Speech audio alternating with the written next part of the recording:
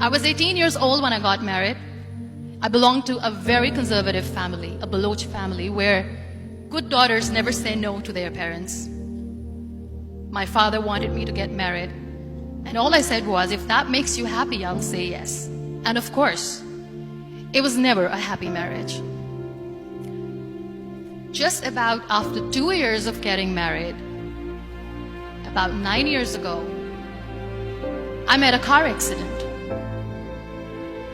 Somehow my husband fell asleep and the car fell in the ditch. He managed to jump out, saved himself. I'm happy for him. But I stayed inside the car and I sustained a lot of injuries. The list is a bit long. Don't get scared. I'm perfectly fine now. Radius ulna of my right arm were fractured. The wrist was fractured. Shoulder bone and collarbone were fractured. My whole rib cage got fractured. And because of the rib cage injury, lungs and liver were badly injured. I couldn't breathe.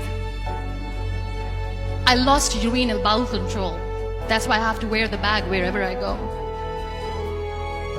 But that injury that changed me and my life completely as a person and my perception towards living my life was the spine injury. 3 vertebrae of my backbone were completely crushed and I got paralyzed for the rest of my life. So this accident took place in a far-flung area in the outskirts of a very small province, Balochistan, where there was no first aid, no hospital, no ambulance. I was in the middle of nowhere in that toppled car. Many people came to rescue. They gave me CPR. They dragged me out of the car.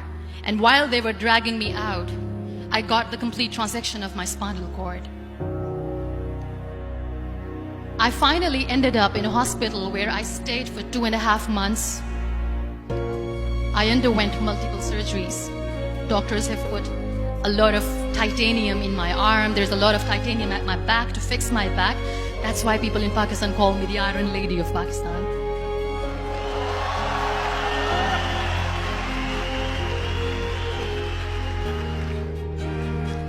Those 2.5 months in the hospital were dreadful. I will not make up stories just to inspire you. I was at the verge of despair.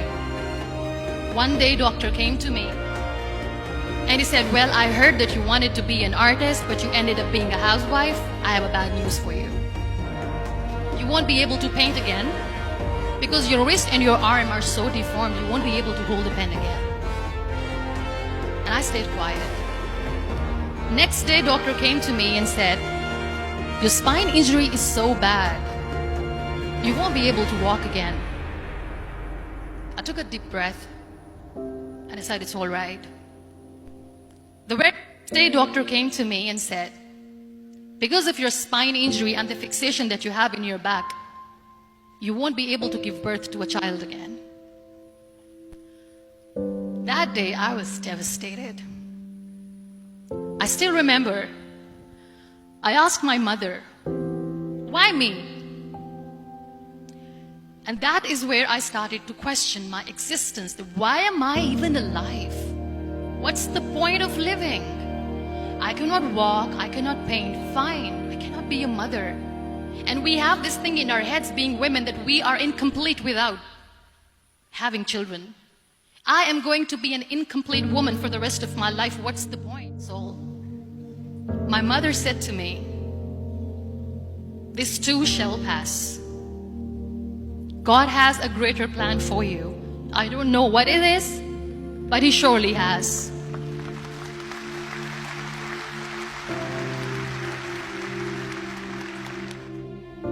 So what kept me going was, one day I asked my brothers, I know I have a deformed hand, but I'm tired of looking at these white walls in the hospital and wearing these white scrubs. I'm getting tired of this. I want to add more colors to my life. I want to do something. Bring me some colors. Bring me some small canvas. I want to paint. So the very first painting I made was on my deathbed, where I painted for the very first time. There were a lot of infections in my body, a lot of allergies. So doctors wanted me to lie down on the bed straight for not 6 months, for not 1 year, for 2 years. I was bedridden, confined in that one room, looking outside the window, listening to the birds chirping, and thinking maybe there will be a time when we'll be going out with the family and enjoying the nature. That was the time where I realized how lucky people are, or they don't realize. And you know how it all began? That day I decided that I'm going to fight my fears. We all have fears. Fear of unknown, fear of known, fear of losing people, fear of losing health, money. We want to excel in career, we want to become famous, we want to get money. We are scared all the time. So I wrote down one by one all those fears. And I decided that I'm going to overcome these fears one at a time. Do you know what was my biggest fear? Divorce. It didn't work. But the day I decided that this is nothing but my fear, I liberated myself by setting him free. And I made myself emotionally so strong that the day I got the news that he's getting married, I sent him a text that I'm so happy for you and I wish you all the best. And he knows that I pray for him today.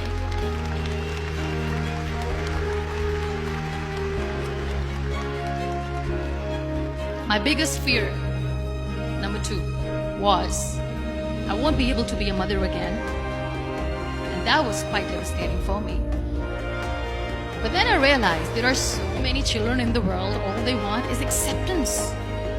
So there is no point of crying, just go and adopt one. And that's what I did.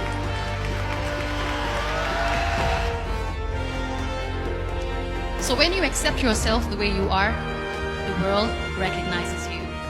It all starts from